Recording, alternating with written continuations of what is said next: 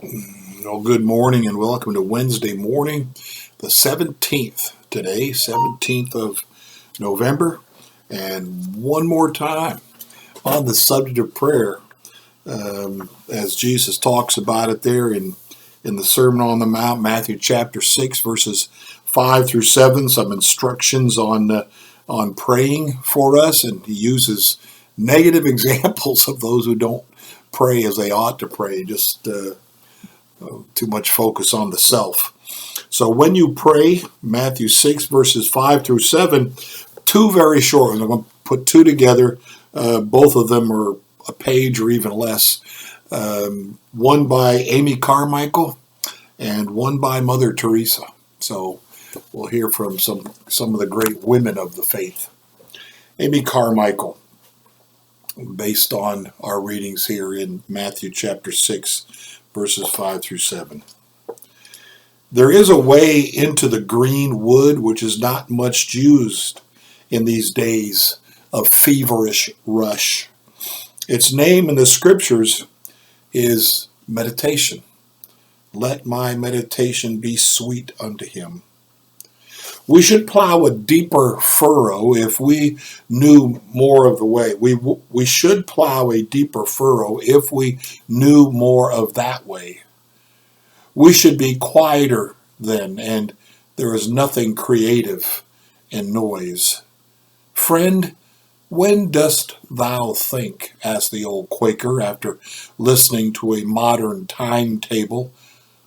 We cannot think by machinery.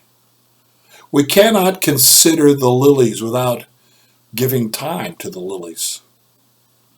Often our flash of haste means little. To read a book in an hour, if the book has taken half a lifetime to write, means nothing at all. To pray in a hurry of spirit means nothing. To live in a hurry means to do much but effect little. We build more quickly in wood, hay, and stubble than in gold, silver, precious stones. But the one abides, the other does not. If he who feels the world is too much with him, if he who feels the world is too much with him, will make for himself a little space and let his mind settle like a bee in a flower on some great word of his God and brood over it, pondering it till it has time to work in him, he will find himself in the green wood. He will meet his Lord there, and then quite certainly he will soon be looking with his Lord's eyes upon the world. That's some old-fashioned writing there from Amy Carmichael. But again, the encouragement is old-fashioned. Meditate, stop, pause, think. I like that. Jesus says, consider the lilies. Have you ever stopped to consider the lilies of the field? How they grow? Yet they really don't do anything but make use of the rain and sun that God provides. Challenging, isn't it? Stop and ponder, so that the goal here is don't come to God in a hurry. Just spout out what it is you're thinking you want or need. Stop, ponder. You'll meet the Lord there to brood over his word, to ponder his word. You'll find yourself in a better place for prayer, she tells us. Then Mother Teresa. Listen. Much the same thing. Listen in silence, because if your heart is full of other things, you cannot hear the voice of God. But when you have listened to the voice of God in the stillness of your heart, then your heart is filled with God. This will need much sacrifice, but if we really mean to pray and want to pray, we must be ready to do it now. These are only the first steps toward prayer, but if we ever make the first step with a determination, we will not reach the last one. the presence of God. But if we never, I do not read that. I'm having trouble reading some of these old styles here. This will need much sacrifice, but if we really mean to pray and want to pray, we must be ready to do it now. These are only the first steps toward prayer, but if we never make the first step with a determination, we will not reach the last one, the presence of God.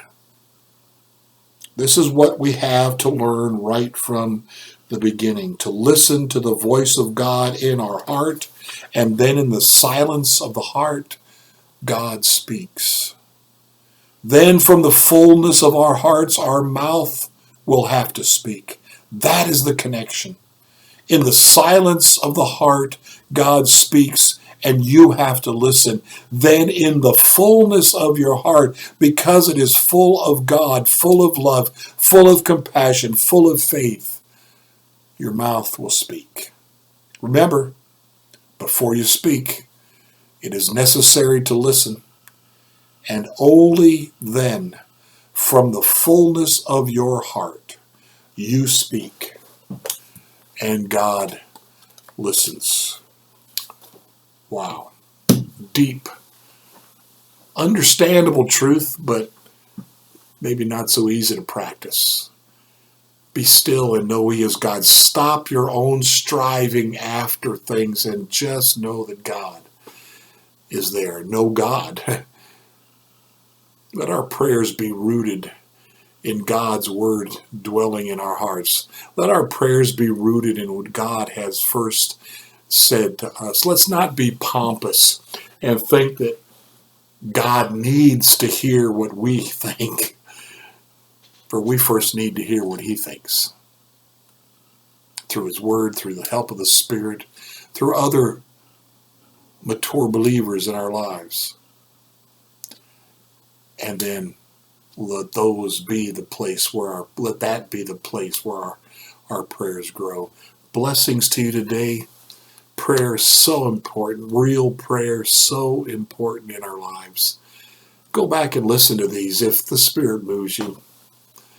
And just dwell on them, ponder them. Listen to the words in your heart with the help of the Spirit. Blessings to you today.